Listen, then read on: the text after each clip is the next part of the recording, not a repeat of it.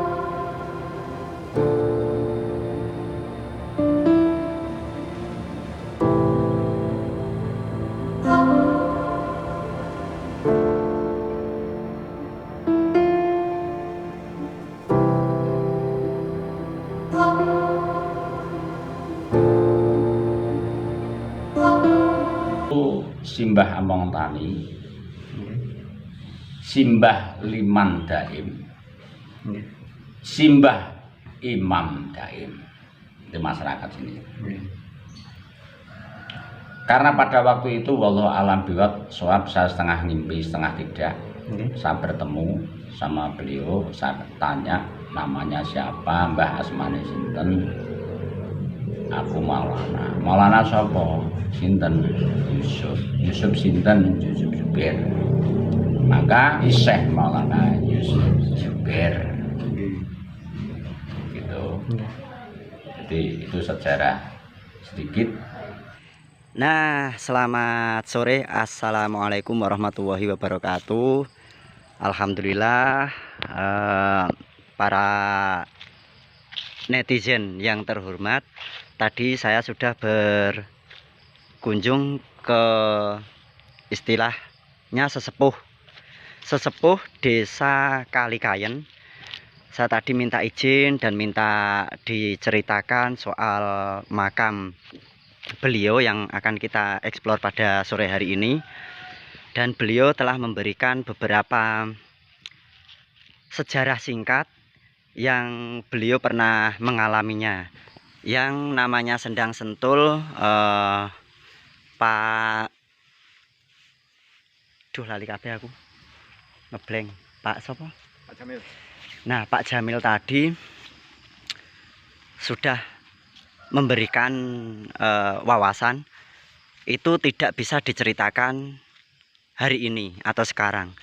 Yang jelas beliau memberi izin kepada kita untuk mengeksplor atau mengambil gambar makam ini, makam Mbah Imam Daim Syekh Maulana Yusuf Zubair. Ini ada perjuangan dari beliau, sehingga pada waktu kita tadi meminta izin, beliau langsung mengiyakan. Nah, di sini saya pun tidak akan menceritakan sejarah beliau, sejarah di mana Mbah Imam Daim atau beliau Syekh Maulana Yusuf Zubair, karena kita sudah diberikan waktu untuk datang kembali ke dalam beliau Bapak Jamil untuk mendengarkan atau menyimak cerita mulai dari Sendang apa muka? Sendang Sentul sampai siapakah beliau Syekh Maulana Yusuf ini. Nah, sekarang kita masuk dan kita adakan tawasul. Tadi disematke surat Al-Fat ya Kang? Al-Fat. Tahu surat Al-Fat? Buka Kang.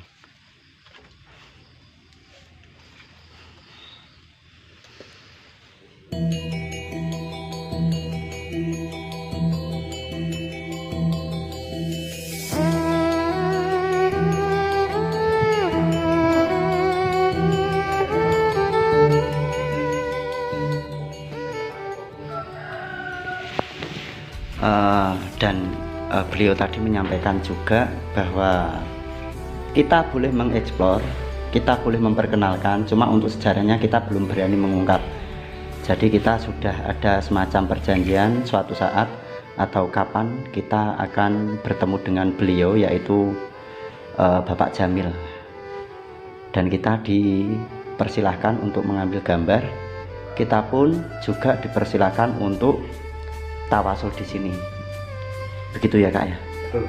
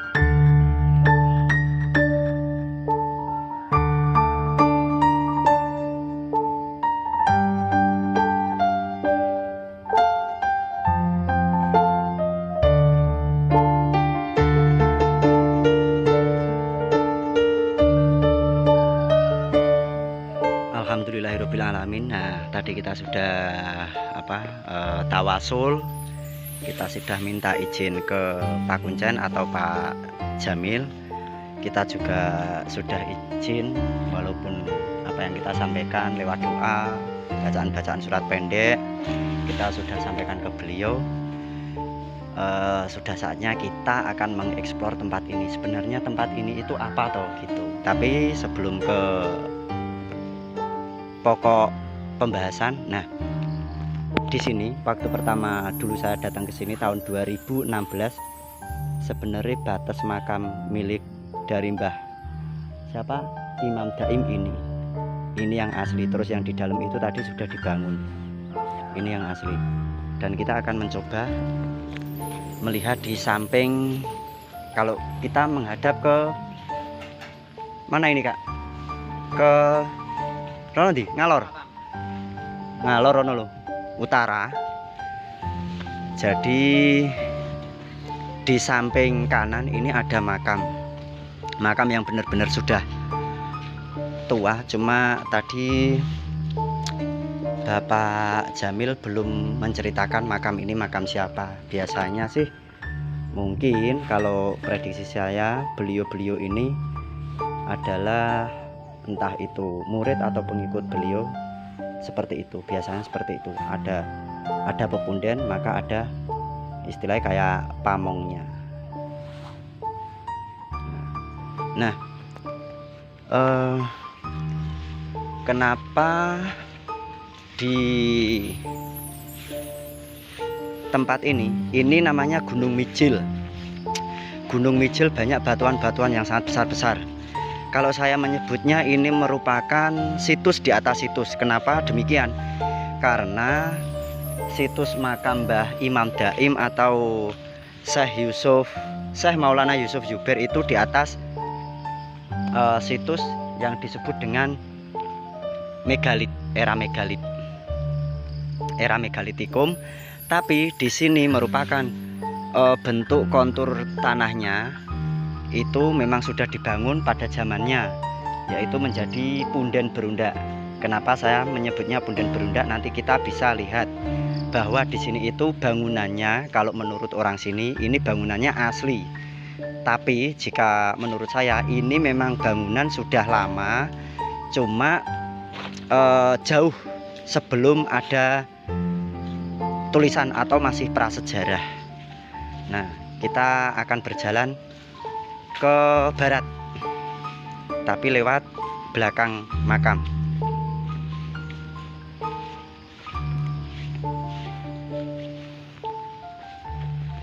Nah, inilah yang menarik di sini.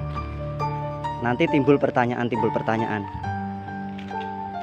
Ini batu yang paling besar, tapi ada lagi yang lebih besar.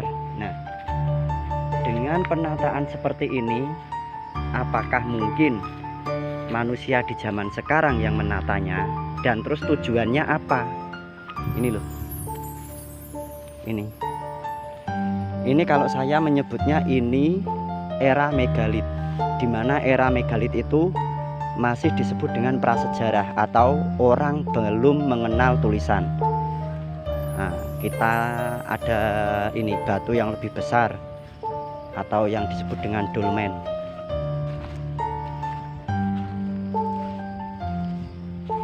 Nah, itu di paling pojok itu, di bawah pohon itu batu yang paling besar.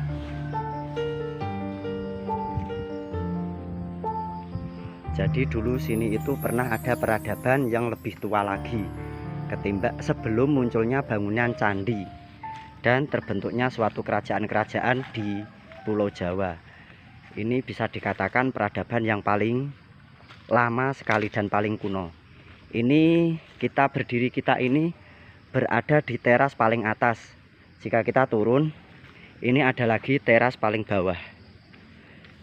Maka tadi kenapa Bapak Jamil menyebutnya sebagai punden, yaitu satu punden berundak. Nah, seperti ini.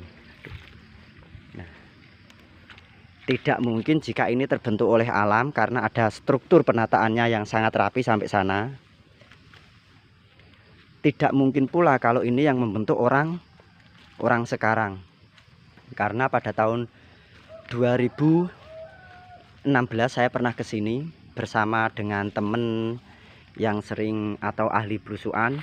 Beliau mengatakan ini adalah bangunan prasejarah atau punden berundak, terus berdiri atau mungkin berpusara makam Waliullah difungsikan sebagai pusara Waliullah, karena menurut orang-orang prasejarah di tempat ini disucikan dan sekarang dijadikan tempat pemakaman beliau Mbah Imam Daim, dan ketemu istilahnya orang yang suci pula. Maka orang suci harus dimakamkan tempat yang paling suci, seperti itu. Ini kita berdiri di teras kedua dari bawah. Jika kita turun lewat 3 kena ekstrim. Ngeten Pak, saya ada pertanyaan sedikit tentang lokasi ini. Lokasi ini benar namanya Gumuk Mijil, Gunung Mijil. Gunung Mijil, Ya, Gunung Mijil. Ya. Dan saya pengen tahu apakah struktur batuan itu memang sengaja ditata, apakah memang dari dulu itu memang sudah tertata seperti itu, Pak? Ini dari dulunya udah begini. Oh, dari dulu sudah begini. Nah, begini. berarti memang untuk nama ini Gunung Mijil, tapi untuk punden ya Pak? Iya. Punden. Nah, cuma ngoten mawon Pak, terima kasih. Ya. Bapak asmane sinten? Iskandar. Bapak Iskandar. Nggih, matur sembah nuwun. Nggih. Saya Eka, Pak. Nggih. Dari mana? Saking Ungaran. Ungaran. Nggih. Ungarane pundi? Kula Ungarane Gedang Anak. Oh, Gedang Anak. Nggih. Mriki mawon. Nggih, nek Kula Langan Mas niki Langansari. Nggih. Nggih. Nggih, pun monggo Pak nek ajeng dipun lanjut nggih. Matur sembah nuwun informasine, Pak. Nggih, jawab. Nggih. Kula niki, kula. Oh niki mawon. Nggih, Sentul. Oh, makam yang di sebelah. Yang ada Sebelah sendangnya itu kan sendang Sentul. Nggih. Makanya sini. Oh, makame yang di sebelah bangunan niki, Pak nggih. Enten 3 niku wae nggih. Oh, nggih, Mbah Sentul. Yang ya mungkin pasnya saya nggak tahu juga. Oh, nggih. Nggih, mangke saged dipun di Tanglet Pak. tangletke malih kalian Pak Jamil. Nggih. Nggih, monggo Pak, matur suwun sanget. Biasanya kan nonton tiang lembur Oh, berarti ngantos dalu Pak teng mriki. sampai malam gitu. Oh, lah niku rencana ajeng damel napa Pak? Niku kan rencana mungkin pendopo apa Oh, paseban pendopo gitu. Paseban nggih, leres paseban. Nah, Nggih. kalau ada orang tahlilan sini kan kalau banyak orang bisa. Nggih. Oh, nggih. Nggih, matur suwun Pak. Kosong kan. Nggih. Maksudnya baru makam. Nggih. Nggih. Ini kalau tak berkornya. Nggih, monggo nderekaken Pak. Nah, sudah tahu kan jawabannya dari Bapak siapa tadi kan? Pak Iskandar. Bapak Iskandar bahwa batu tersebut itu bukan ditata orang zaman sekarang, melainkan memang sudah tertata zaman dahulunya. Jadi zaman dahulu itu sudah tertata seperti ini. Makanya saya warga sini menyebutnya dengan makam punden.